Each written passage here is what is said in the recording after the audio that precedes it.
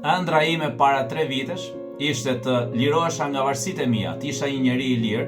të studioja dhe të krijoja trajnime për të ndihmuar edhe të tjerët për të bërë këtë gjë. Pra, të lirohen nga varësitë, nga ato helme dhe ato gracka që kanë rënë, të fillojnë të respektojnë veten dhe të nxjerrin nga veti ato cilësitë më të mira që kanë. Të organizoja trajnime, të organizoja evente dhe të organizoja edhe udhëtime që mund të bënin bashkë. Pra një njeri mbasi është liruar nga një diçka që po i mirë të gjërat më të rëndësishme që kishte, filloi të përshëndrohet te vetja, edhe te sfidat bukura, si sfida në mal ose sfida me not që po organizojmë, eventin ton që po organizojmë në maj në Shqipëri ku do takohemi edhe nga afër dhe jam shumë i kënaqur për këtë gjë që kam realizuar sepse kam investuar gjitha energjitë e mia, kohën time, paratë e mia dhe çdo gjë